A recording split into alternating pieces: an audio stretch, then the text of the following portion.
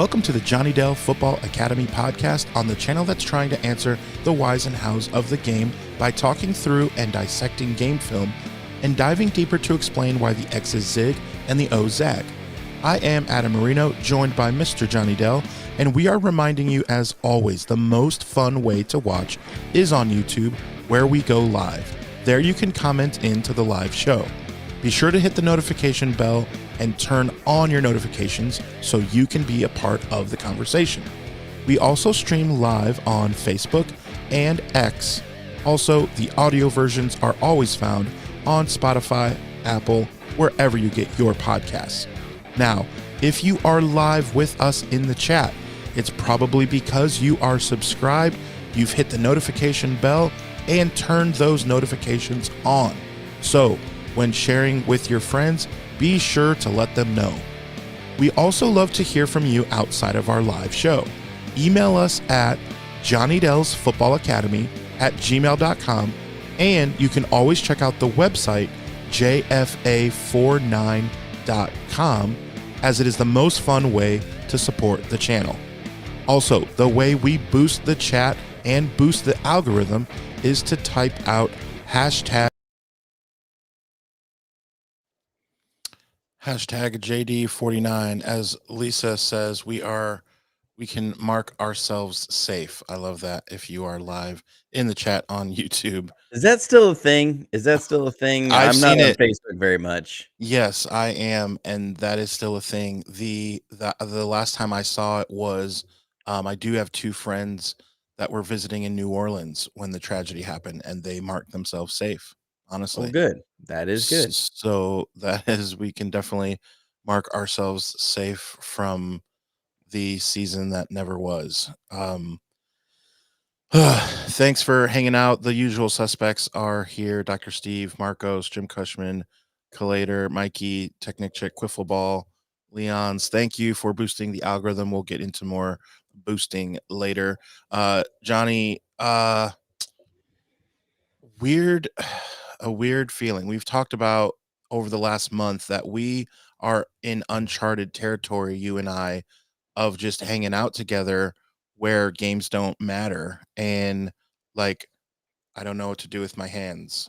Like, I just feel like, I don't know what to talk about. Like, it's a little bit like, I mean, now that the season is officially over, I think we've also, we've kind of talked about a few things here and there, but it's also been, the off season is long enough. Let's wait for the off season to get here to talk about the off season. And now the off season is truly here. The 49ers have played their last game.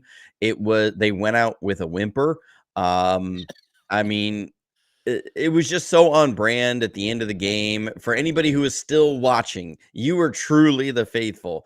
I think I tweeted it out. I was like, there was 3 minutes left in the game. I was like, 3 minutes, guys, just 3 minutes, get through it, and the season is over. You can go to Cabo or wherever you're gonna go.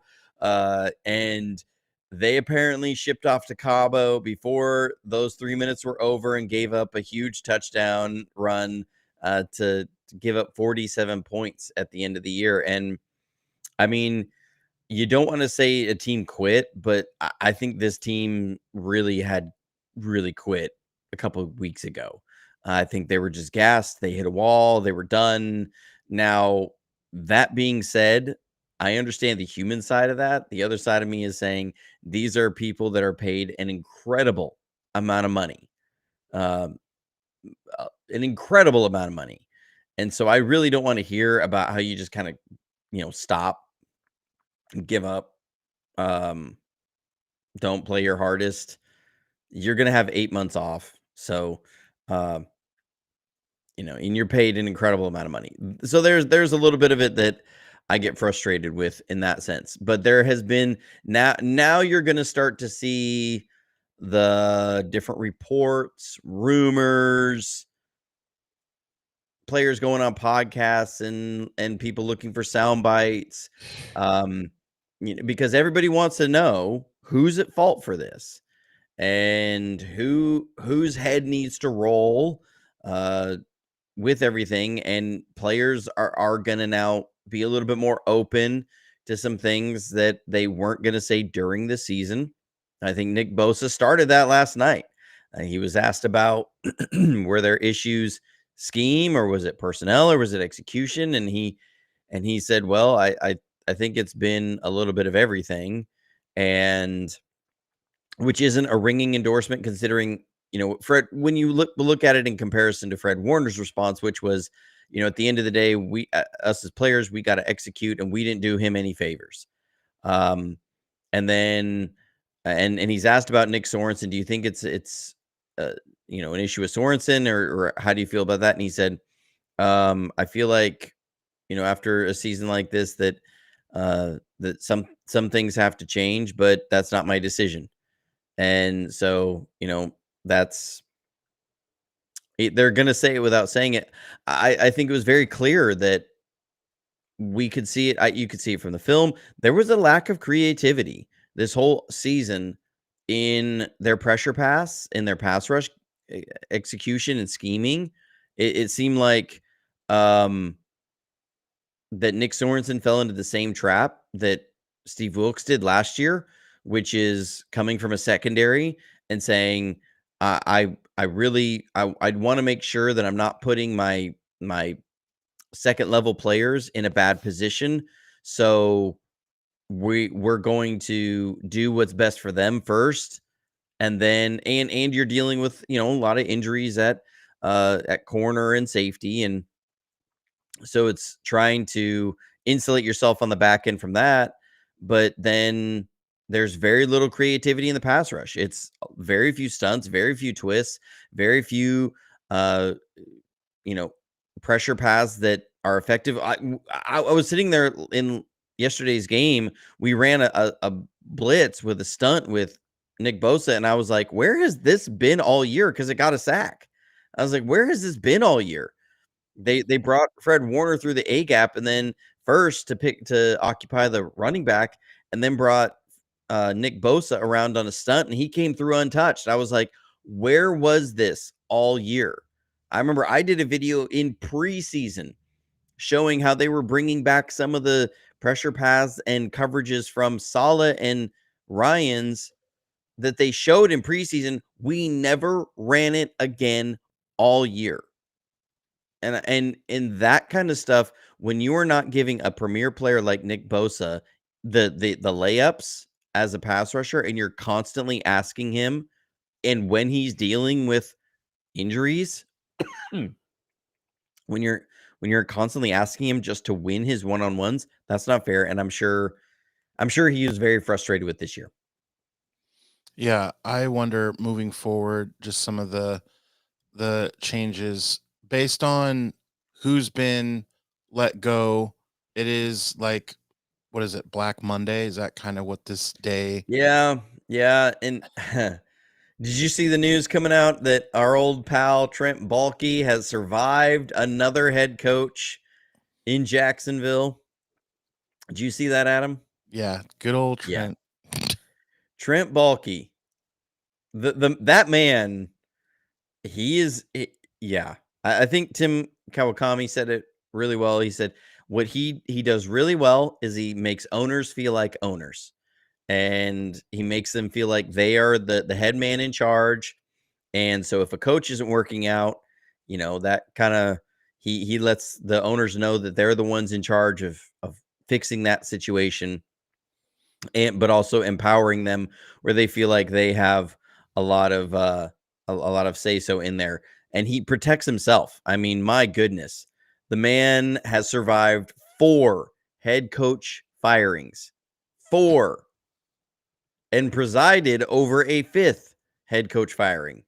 But when you have 4 head coaches get fired from underneath you and you survive, that is absurdly rare in the NFL. Yeah, I don't know how that works. I mean, he is like in the owner's pockets, being able to. I don't know. So okay, how can is it more injuries, or is there something to be said about fixing the defense? Because it is tough to see. We did have a couple games ago when we had Dre Greenlaw and we had Huffback and we were doing some things and we're like, oh, well, it's amazing how we can look when we actually have our guys.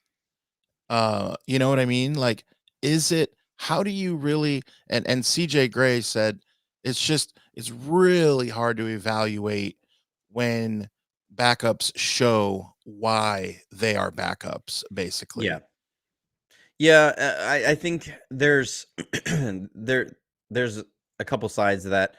In one sense, I would say offensively, we've had far more backups consistently playing, like as far as that showed why they're backups, and that's going to be, like Isaac Garendo was not ready for the NFL run game. I mean, he's explosive when he would get a hole, and he could really exploit an angle against the safety, but just was not on a lot of the details of the run game. I mean, it wasn't the Cardinals game, but the game before against the Lions. I remember I was watching the film, and there was one play. It was a gap run. We pulled a guard, and what he needed to do was settle down and just kind of put his head behind his guard and follow him through the hole. And he decided that it wasn't developing quickly enough, tried to cut it left and literally cut into a defender and was tackled for a yard. Um, whereas you stick behind your guys, it's a gap run. This isn't pick your hole kind of thing. It's you run through the C gap and you run through the C gap. And he just wouldn't do that. And then struggles in the zone run game. So, we saw that with Isaac Garendo. We saw with Aaron Banks that he should be a backup, and he was a starter throughout much of the year. We saw with some of our receivers why they were backups. Chris Conley did not have a strong year. He really didn't. A lot of unforced errors there from Chris Conley. Ronnie Bell showed why he was a backup and then got himself cut.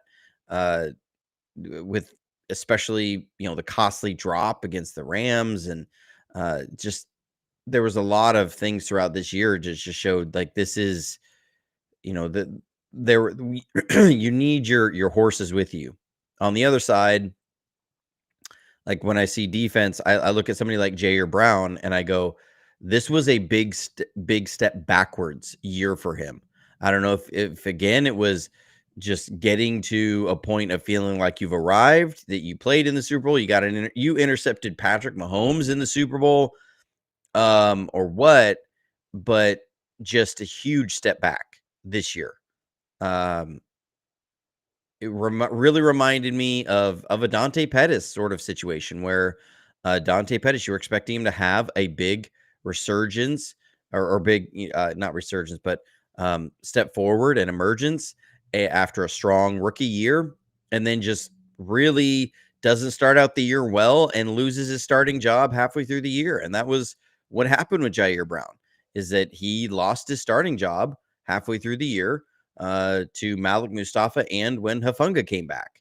And same thing happened with Dante Pettis. He lost his starting job when Deebo Samuel had emerged, and they traded for Emmanuel Sanders, and he came in.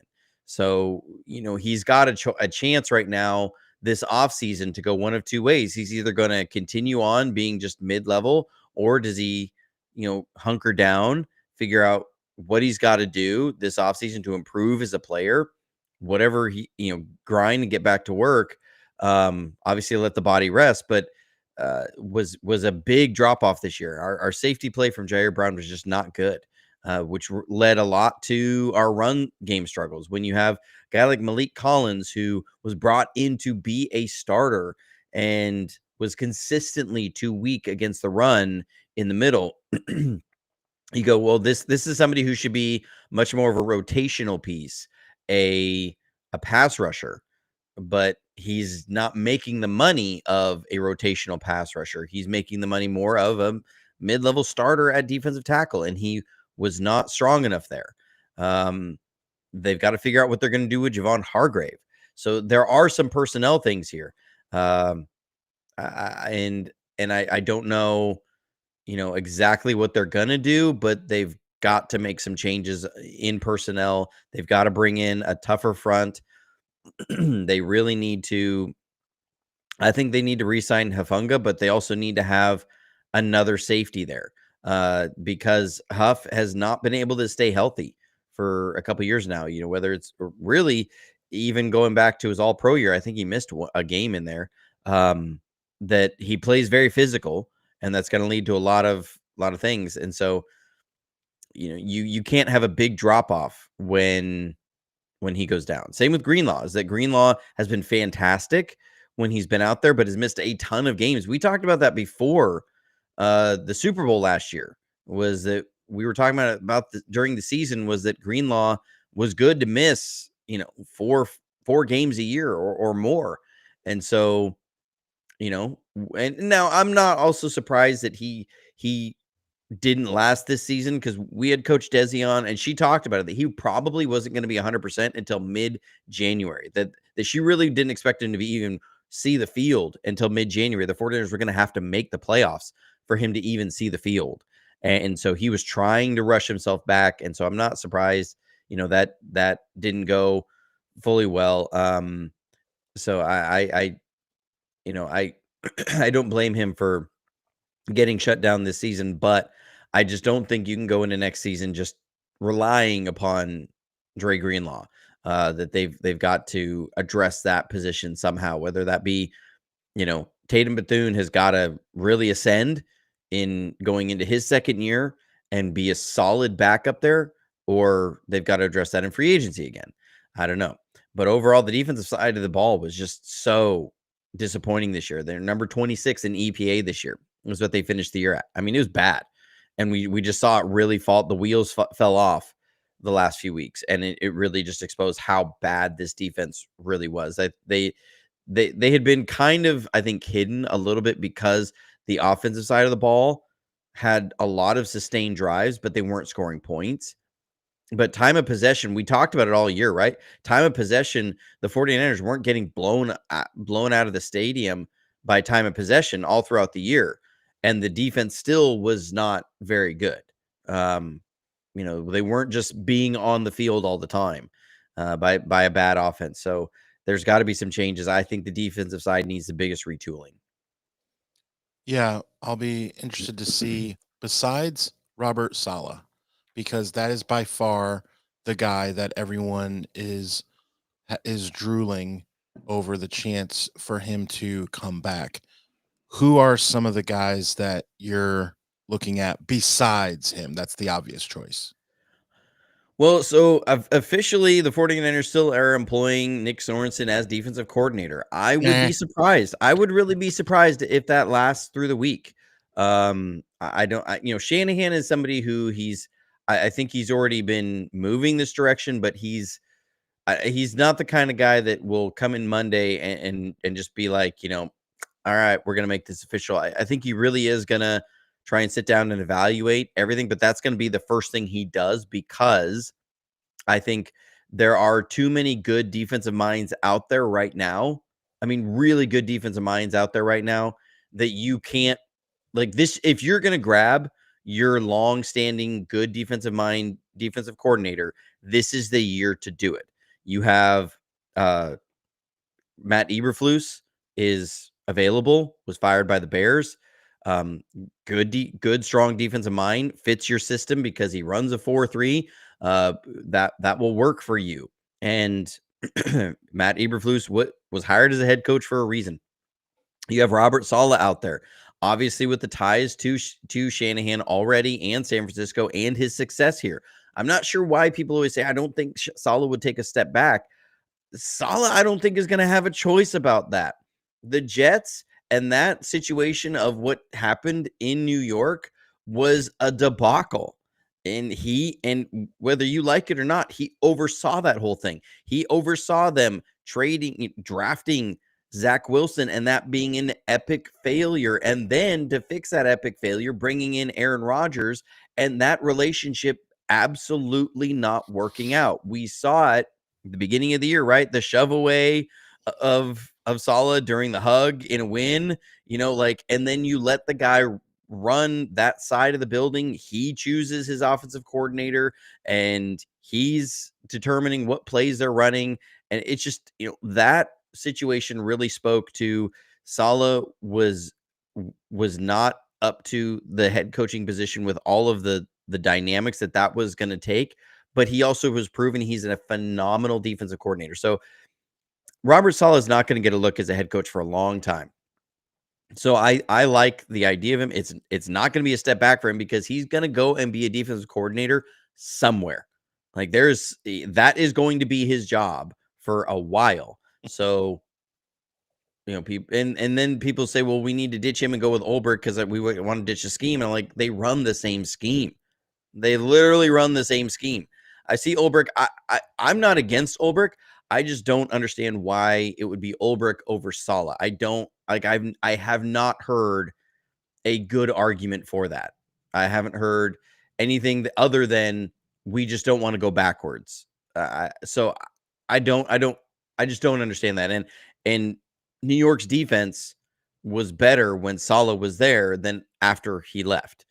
Now I get it. There were some other things going on, but that's just what it is. So you have Robert Saleh out there. You have Jeff Ulbrich. That's the 49ers were interested in him last year, but they couldn't hire him away because the Jets can block lateral moves. That they just can. And they weren't about to let a defensive coordinator leave and go be a defensive coordinator somewhere else. So, Ulbrich's out there.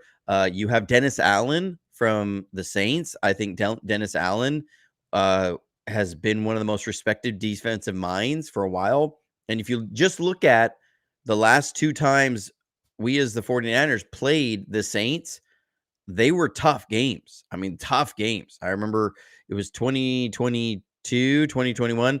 We played the Saints and only scored 13 points. It was one of the lowest scoring games of Shanahan's tenure here. So that's what I look at with the Saints and Dennis Allen. When I watch their defense, I'm like, man, their defense is tough. Like they were tough, hard to defend or to move the ball against. So Dennis Allen is there. You have Lou Anarumo from the Bengals was just fired this morning.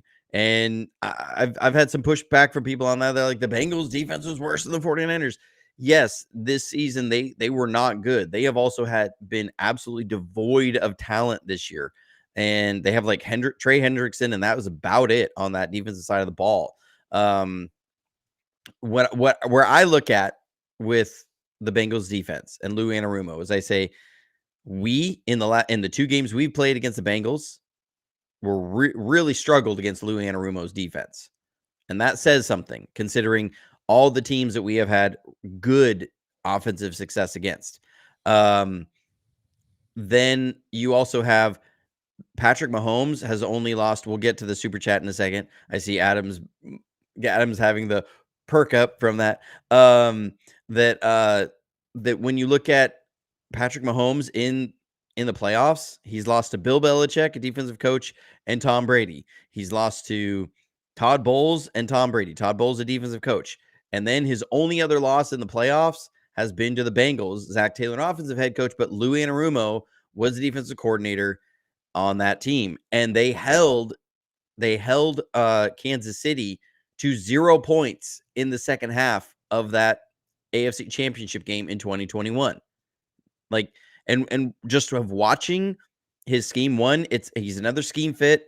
He runs a 4-3, brings a lot of different pressure pass, good schemes wise as far as some of the blitz packages that he has. I think it's much more creative than what we've seen here the last 2 years. And they've been, as far as what they do, sound scheme wise, but they've just really struggled in execution and being able to execute that plan. Now Lou Anarumo, if it was me, I would say, he's probably fourth on my list. But I wouldn't count him out. For me, it's Saleh and then probably Ulbrich and then Dennis Allen and then Lou Anarumo. That's how I look at it as far as when I look at our options there. So yeah. And then on that list is Jim Schwartz. Maybe why not go after Jim Schwartz if we're going to keep the wide nine? I've been seeing this floating around like X, and I just honestly I don't understand because Jim Schwartz is employed. He's a defensive coordinator for the Browns, and it's the same thing with Ulbrich last year. I don't think he's going anywhere, and they're not going to let him out of the building. You can't just go and hire somebody under contract with another team. Um, I mean, like you can request to interview them, and all the team has to do, um, I mean, Stefanski literally can just look at it and say denied, never even tell Jim that it came in, Yeah. and nobody would even bemoan them for doing that. I mean, Jim Schwartz is a very good defensive coordinator. He's not going anywhere. The Browns have him under contract, and they're going to keep him under contract. So, uh, I just don't think he's an option. I mean, I would love Jim Schwartz. I think it would be great, father of the wide nine. But same thing with Ulbrich last year. You can't just go hire somebody off of another staff. Yeah, fair enough. We're talking kind of wish list a little bit, like fantasy land a little bit. I mean, it might be fantasy to talk about Robert Sala. I mean, we don't know exactly what's going to go on. Well, I think again, I mean, these are guys that are gonna all be most likely looking for a job this year. So, they are candidates that'll be out there. They're not most likely not going to be getting head coaching interviews when you're looking at Matt Eberflus, Sala, Ulbrich, Dennis Allen, Lou Anarumo. I don't think any of those guys are going to get a head coaching interview.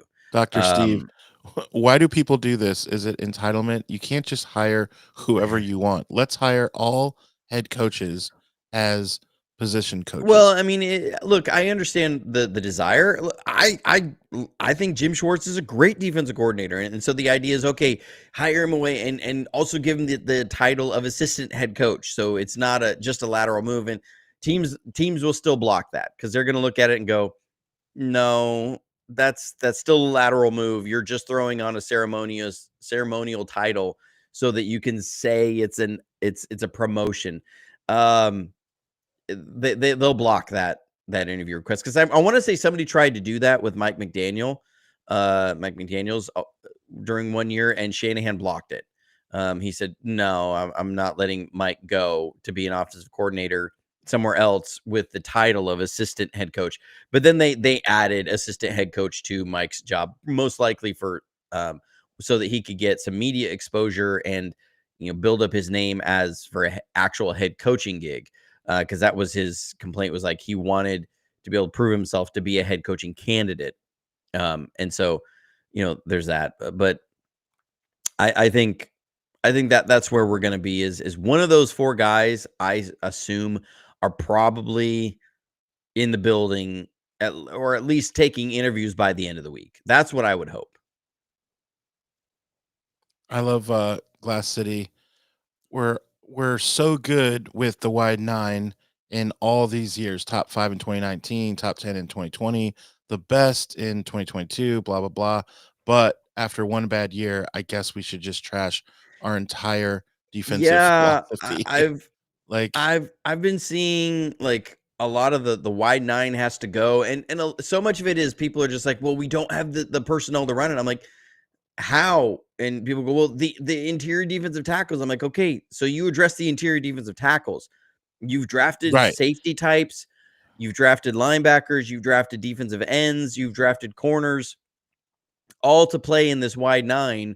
Um, and because you don't have the defensive tackles this year, you scrap the whole thing and go with another system. That doesn't make any sense to me. What makes more sense to me is saying, okay, let's go get some beef and some defensive tackles who can run this system. Let's do that. I don't think they need to just scrap the system.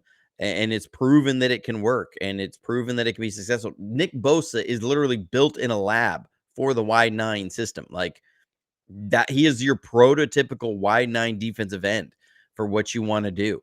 Uh, like that's he's the best at it. So asking him to do something else, will he still be good? Yes. Will he be the defensive player of the year? Probably, it won't be the same conversation. It just won't. Um, so yeah, I think I think you stick with the system. You fix the personnel issues of you need to get another linebacker in here that you can count on. You need to get some defensive tackles in there and backup safety. But outside of that, you need to go get a good defensive coordinator, and that'd be Robert Saleh. That's how I see it. Yeah. I think it makes the most sense. What's our timeline? Like 2 weeks for something to happen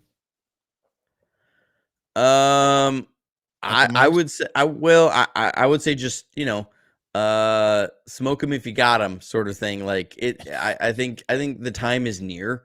I don't think they're gonna waste a lot of time because again, there's already gonna be head coaching searches happening, which then means there's going to be defensive coordinator searches and offensive coordinator searches after that. So these things roll through a cycle um, where you're going to have openings. They're like the Bengals. You're competing like with Zach Taylor right now for defensive coordinator. You're going to be competing for whoever is going to be hired by the Saints and whoever's going to be hired by the Jaguars and whoever's going to be hired um, in different areas by the Bears, and you're going to be competing with those people for these positions. So the sooner you do this, the better, because those four candidates are going to get picked up somewhere in the league this year. And so, if you make that decision, and the quicker you move on it, the better. Yeah. And we just have time to talk about it, I guess.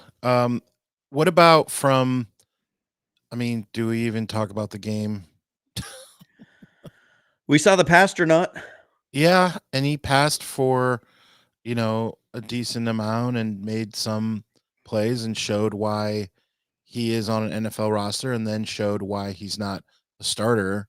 I thought it was a perfect thing that happened as far as to say, like, hey, this guy can play, but he made the mistakes that make you say, okay, I didn't want him to go 30 for 30 for 400 yards and 5 touchdowns and then say, see, Brock never did this. But he made some good mistakes. I say good in that. Thank you, dude. Thank you for not like playing out of your mind because this would be a different show today.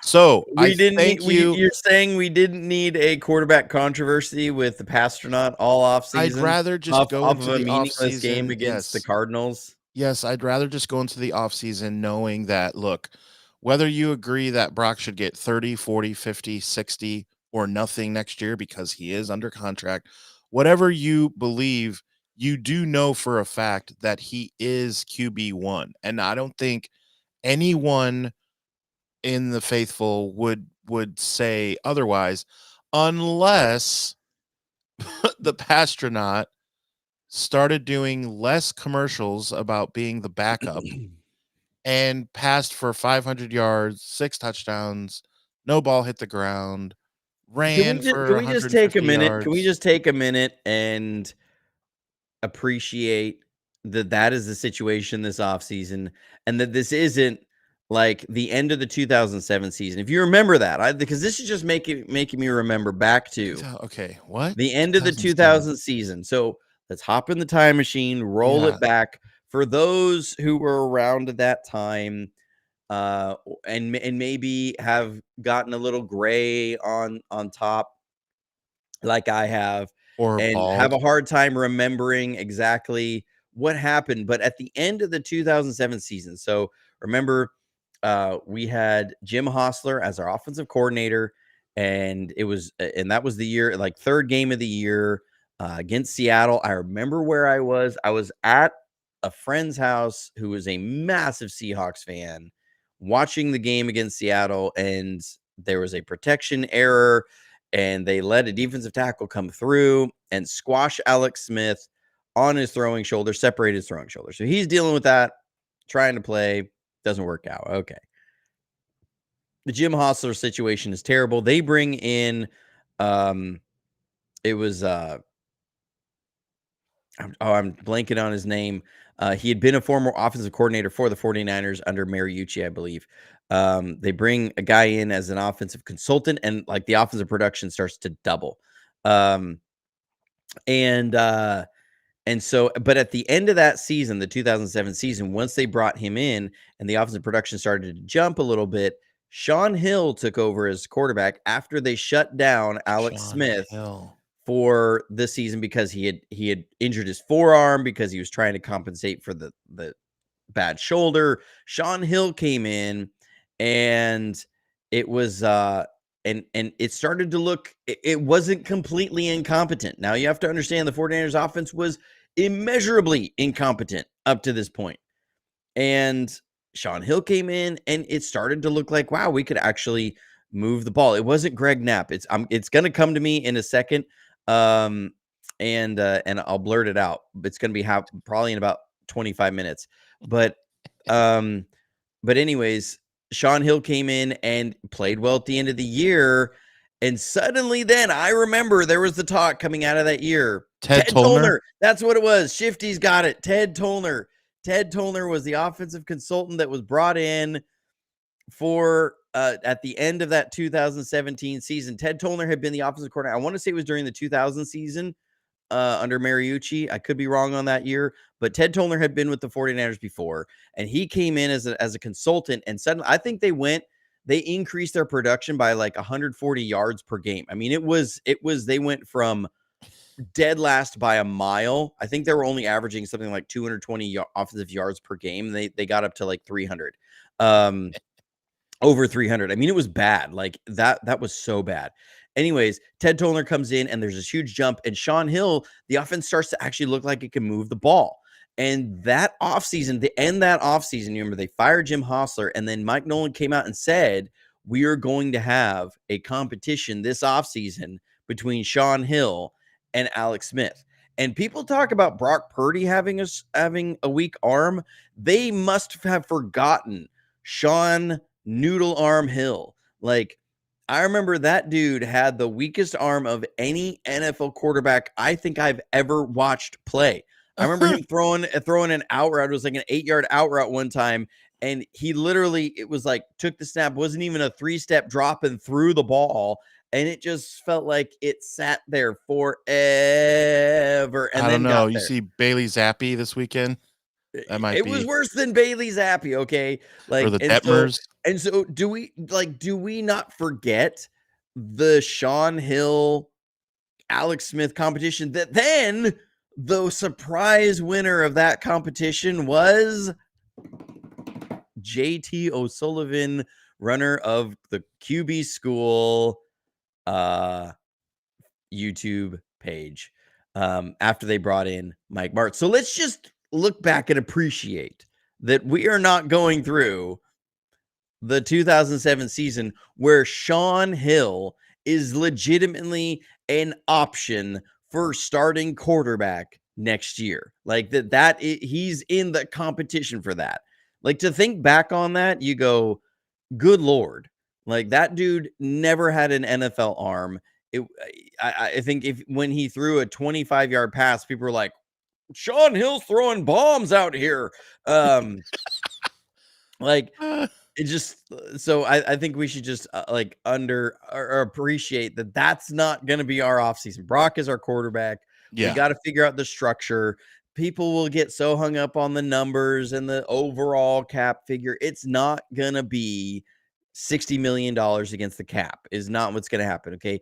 Brock's going to get like a 6-year 360. That's what I think it's going to be. I think it's going to be 6 years, 360 with around $100 million in guarantees. And I think the first 90 of that guarantees is going to be paid out in cash over the first 3 years. And I expect his cap hit between the 2025, 2026, and 2027 seasons to be a total of about $100 million. That's what I expect.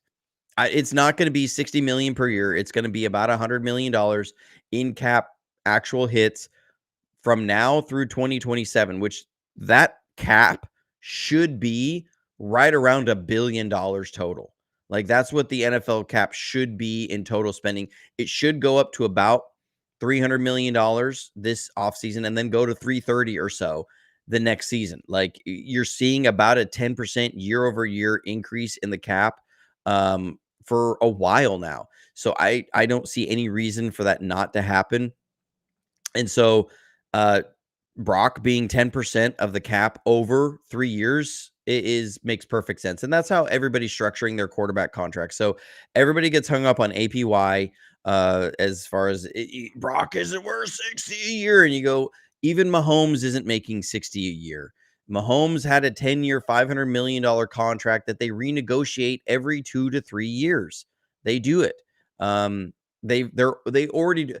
Jared Goff will get a renegotiation this offseason because He he's going to be deserves about a it. 40. Well, he deserves it, but he's going to be the highest cap figure he's been in his career next year at $45 million against the cap. He has Yeah. never counted more than 45 against the cap, even though his APY has been up there. So next year what they're going to do is they're going to renegotiate, they're going to lower his cap figure and spread it out again. That's what teams are doing with franchise quarterbacks. That's what everybody's doing. And what you do is when you move on from a quarterback, whether it be because they shouldn't be on your team anymore or they retire, you draft a young guy, you get the cap savings, and then you eat the dead cap bill for all the time that you have kicked it down the road. And then you get 3 years after that where they're going to be on a cheap deal. So the way that they're going to structure this will not hamstring the 49ers ability to add talent or have talent. They're going to have lots of cap space this year. They're going to do some things and they're going to structure it to work out. So people are going to worry about the APY. It's not going to be 60 million a year, is not going to be his cap hits. He will never have a $60 million cap hit in a single season for at least the next 5 or 6 years. Like that's just not happening. So, Yeah. and that's a long time from now, and a lot of things can happen between then and now. Right. Fun to talk about and think about sometimes. If it gets out of hand, that's where like, come on, guys. So okay, looking at the end of the season, I'm curious then, what is something that you are looking forward to as far as we don't have to look at a quarterback in the draft in the early rounds at all. Right. And so that's a good feeling. You look at some of the teams that have 6 or less wins. By the way, one weird thing that I noticed, we are the only team in the NFL that had 6 wins. That is bizarre with a capital B. Like the only team. There was lots of 5 wins, there was some 7. We're the only team that had 6 wins, and the NFC West is the only division that had every single team to have at least 6 wins, and it was almost 7 if we would have not left the game early and actually showed up in the second half, which is also bizarre. If we would have won, to think that every single team in the division would have 7 wins is crazy to me. But Well, the NFC looking West feels forward, like the most mid division in football. for Like sure. everybody's just mid. Like there's no outstanding teams there. I am interested to go see. The Rams had a good game yesterday, and I saw Jimmy had a pretty ugly pick there, but he also looked like he made a couple plays. I'm interested to go see it, just old time's sake, to go on the Jimmy G roller coaster again. Yep, I Uh, absolutely did that as well. like I'm gonna watch it today just to have that experience and that ride. I mean, because say what you will about it, the Jimmy G experience was a ride, man. It had a lot of ups and downs Yep. throughout a game. There would be moments where it was just like it was really high, and then moments where it was really low. So I want to hop back on that ride just one more time, just one more time. And I thought he Um, played well with not having, I mean, Tutu Atwell and those guys were who he was throwing to. Not He didn't have any of the main guys, and the I cooler thought cup. overall he still did pretty well. I did watch a good portion of it. So with the draft, we're locked in at 11, right? Yeah, So yeah. are that's like Vernon Davis, Patrick Willis, just thinking out loud, right? Vernon Davis was 6th overall. No, he was Yes, not. he was. Are you guys chat fact check him? He All was right, not. all right. I'm fact 6? checking this right now. Only the Falcons draft tight ends that early. No other team does that. See, Vernon Davis was selected by the San Francisco 49ers with the 6th overall pick of the 2006 Wow. draft. Don't challenge my memory there, Adam Marino. I I thought he was remember out of 10. Maryland. I Yeah. thought I thought he was 10. Dang. Boom. dropping that bomb there. No, he was 6th overall. Patrick Willis was 10th overall. Okay. So I'm okay, Patrick I remember Willis was that. 10th. Yeah. So do we go for at this point, like, and we will get into this more for sure, but early take. Also, you're thinking of Michael Crabtree. Michael Crabtree was 10th overall. That's fair. Yep. So, do we go for a splash pick of like, hey, a big name that did some stuff in college, or if there's like a really good interior lineman, a defense or offense, do we just say no? This is the need. We're just gonna go there. Like, that's tough when you're at. I'd say 9 through 12 is that perfect. Like, I could see either way. So here's what I think. When you're at 11, you have an opportunity to get a premium player at a premium position. So when you look at interior offensive linemen that have been drafted in the top 20 for like the past 30 years, you were talking about premier talent guys like Mike Upati. Um, you have, there's a lot of really talented interior offensive linemen that you can get in the early second rounds, like a Landon Dickerson, okay, who has been phenomenal for the Eagles. I think if you're going to address interior offensive line, you're going to have the 43rd pick in the draft. That's the spot. That's the spot to do that. Or you have some ammo because Sam Darnold is most likely going to net you a 4th-round compensatory pick this year. Chase Young is going to net you a 4th-round compensatory pick this year. So you have a couple fourths that you can, parlay with your second to maybe move up into the early second or late first. If you're looking at like maybe trading with a team like the Vikings and saying, okay, we're going to give you a couple fourths and an early second round pick to get your late first round. Remember those late first rounds are really valuable, are much more valuable than an early second, simply for the first round rookie pay scale and 5th-year option things. Because remember, Brandon Ayuk, with a reason why his contract extension happened this year and not last year, was because he was going into his 5th-year option. And it also gives you another year of evaluation, a la Javon Kinlaw, to know whether you can pick up that guy's 5th-year option and play them another year.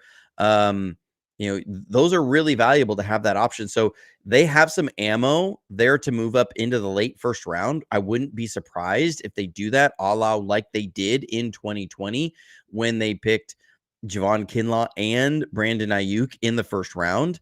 So if it was me at 11, I think you're looking for a position of premium where, but you're not reaching. Like, you're not sitting here saying, I'm going to go into this and get the best left tackle I have.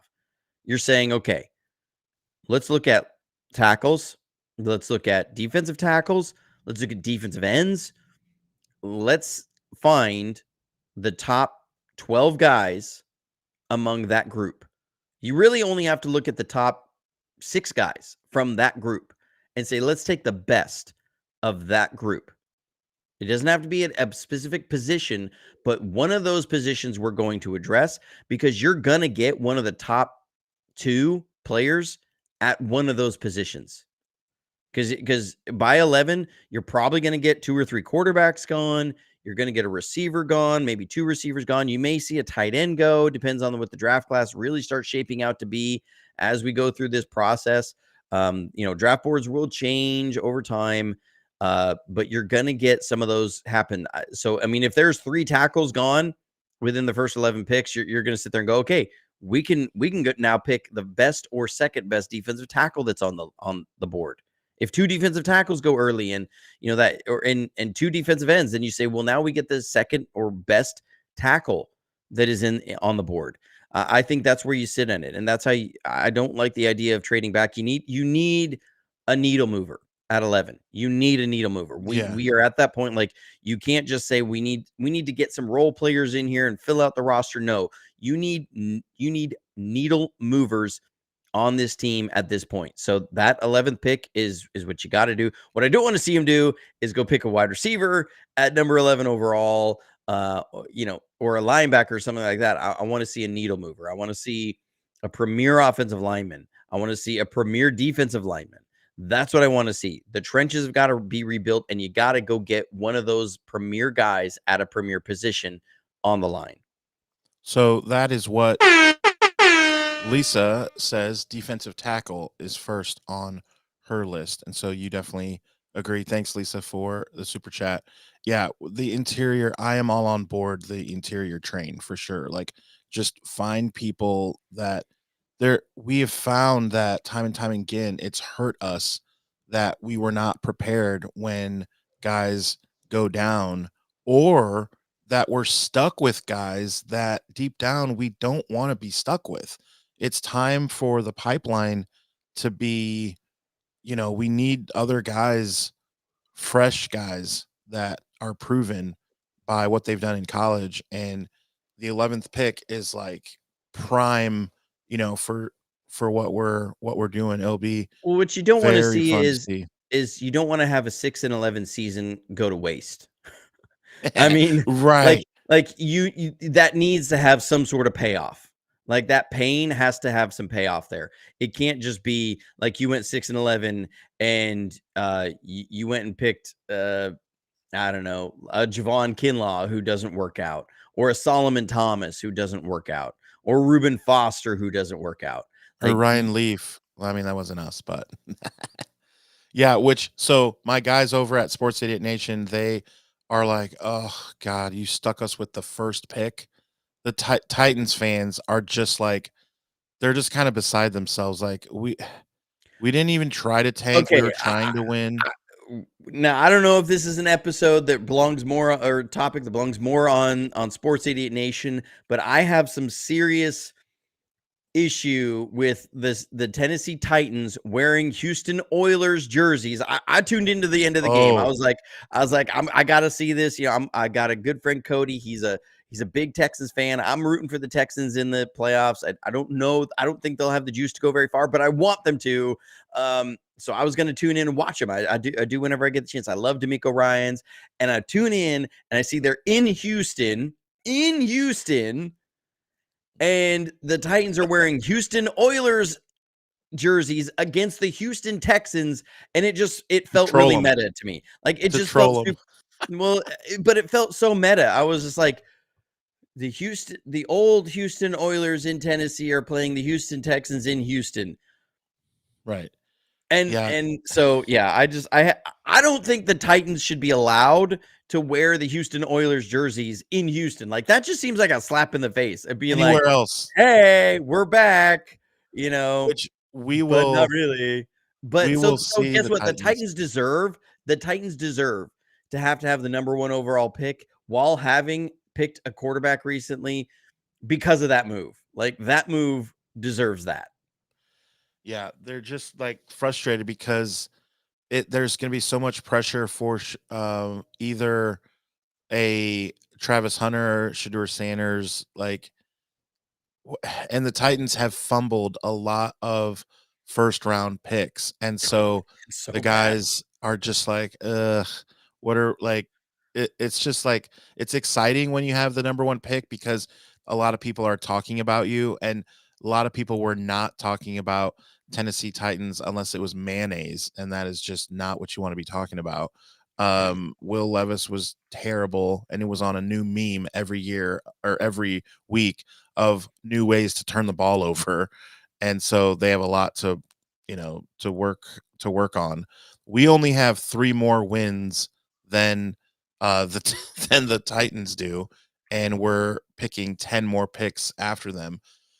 So it'll be interesting to see. We'll definitely talk more about this. Be sure to go up to people wearing Niners gear. I I'm proud anytime I can do this. I was at a bar over the weekend and I did see someone wearing a 49ers hoodie in Indiana. So I went up, I did a double take and was looking at him, and this guy, he had some tattoos in places that led me to believe that he's seen some things. and I'll just So put you're it that saying way. dude had a face tattoo? Yeah, that's my nice way of saying that. And so I did a double take, and he looked at me like, "What's up? We doing this?" And I was like, I see you're wearing Niner gear." He's like, now he digs in even more. Like, "Don't come at my team." Yeah, And what I was like, about it? can I show you something on YouTube? And he's still looking at me cross-eyed. And I'm like, I wonder if I should just keep going. But I'm like, no, if this guy's a Niner fan, he's gonna see it. He's gonna appreciate it. So we ended up on good terms. It was rough at first because he's like, why is this bald dude eyeballing me? Like, that's how it is with fellow Niner fans in Indiana. I'm like, oh, it's like that Spider-Man meme where everyone's pointing at each other. So I did show him the channel. I did make sure he hit subscribe. So if he's watching now, then it's really awkward. But I still do it, and I still love to do it. So make sure. Callie Young says Mike Tyson, a Niner fan. It's my favorite part. So yeah, be sure to do what I do. And hopefully you live in a spot where it's much easier to find Niner fans, especially if you're in California. So be sure to show them the channel on your phone. Tell them all about it. Show them maybe your favorite video. Make sure you hit live when you're showing the channel, because that's where all of our podcasts are. I see we're on Yeah. 189. That makes no sense to me. My mind is blown I that we're mean, coming up it's on it's 200. it's yeah, when you go for almost 2 shows a week for 52 weeks a year for a couple years, There's and math. then some extra streams in there, The it math be adds up mathin'. pretty quick. The math be math, and so Yep. and Adam, we are only 3 weeks away, 3 weeks, that's it, from being able to go down to Mobile and check out the Senior Bowl. We are gonna be there for every practice this year, every practice. We missed Ricky Pearsall last year, because he only appeared in Tuesday's practice before, um, before he ended up deciding he didn't want to be involved with the Senior Bowl on Wednesday and Thursday's practices. I think he had gotten a shoulder stinger is what happened. But we're going to see some really good talent there at the Senior Bowl and get excited and see how this draft class shapes out, and it's really interesting. We're going to be there. Steph Sanchez is going to be there, and she is a hawk to find every 49ers player, personnel, staff member at the Senior Bowl. I remember we were sitting there. She's sitting there with her binoculars. We were like, we were on the opposite 30-yard line, and she's got her little binoculars on, looking down at the end zone to where the big guys were, and she was like, "Hey, that was that's she picked out, it was Adam that went over to the Commanders. Adam Peters." She's like, "That's Adam Peters down there." And he's talking to one of the guys from the scouting department. And I was like, "What?" From the 49ers. She was like, "One of the 49ers scouting departments." And I was like, "How do you even know that?" And she goes, "I spot them everywhere." She's got like their faces memorized. She'll tell Yeah. you if that's like the Southwest area scout for the 49ers is at the Senior Bowl, and everything. So yeah, it'll be a fun time down there. Steph You'll be is able to see great. what you and it shows what the 49ers are paying attention to. You get to see where their personnel people are hanging out on the field and where they're paying attention to, and kind of get you some things there. We got our media passes. If there's somebody that you really want us to interview at the Senior Bowl, let us know. I always get there and I'm like, I don't know who to go talk to. So, but we're allowed access to the players. And so anybody who you want us to interview while we're down there, let us know. There's a prospect. You're like, I want to know more about him. Let us know. We'll be your eyes and ears there with the players at the Senior Bowl in Mobile. So that is coming up in 3 weeks. Yeah, love it. And Steph is great. I had a chance to meet her in Nashville for our preseason game against the Titans. Now we see them this year in the regular season coming up. I wish it was in Nashville so I go down again, but alas, it is at home in Santa Clara. But she came to John Chapman's party, and so I met John and met Steph, and John does a great job at those. just, oh my gosh, it Phenomenal was job. incredible. All the stuff that he had for sale, the stuff that he was giving away was incredible, from signed jerseys to the big Niner chain to just all of it. And to see a sea of red in a two-tone blue country was just very cool. It just seemed like there was more Niner fans And this is for preseason.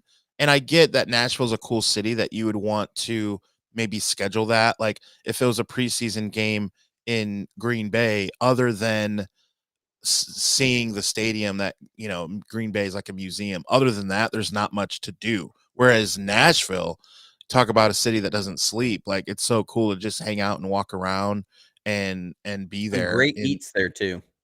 Oh, great eats for sure. So that was fun to meet Steph. So getting excited to hang out and see how she's doing again will be awesome. Again, stay tuned. Make sure that you hit the notification bell, especially because later this month we will be going live at times that are not normal. And so because of the Senior Bowl, so we are going to need you to be aware because we still want you in the chat, still hanging out, talking with the fellow faithful. So the season is over. We are marked safe, as Lisa said, marked safe from the 49ers season. Johnny, are you wanting to go on Friday or what are you thinking now? Yeah, we'll keep with the Friday schedule this week, and because I'm assuming there's going to be, unless there's some breaking news over the next 24 to 48 hours, we will Right, have to right, right. see. This time of year is both slow and fast because it can go slow until it goes fast, and then when it goes fast, it goes. So, Yeah. so that's how it is. But stay Somehow tuned. that made sense. It always makes sense. I Yeah, always make sense, Adam. So sure. Oh, let me talk to just Dawn. kidding. Yeah, she'll tell you it doesn't. That Yeah, no. she'll tell you nope. Yeah. That's awesome. So yeah, again, make sure to hit the notification bell so you know when we go live and show your phone to fellow faithful. In the meantime, in between time, stay safe, stay healthy, and as always, go Niners.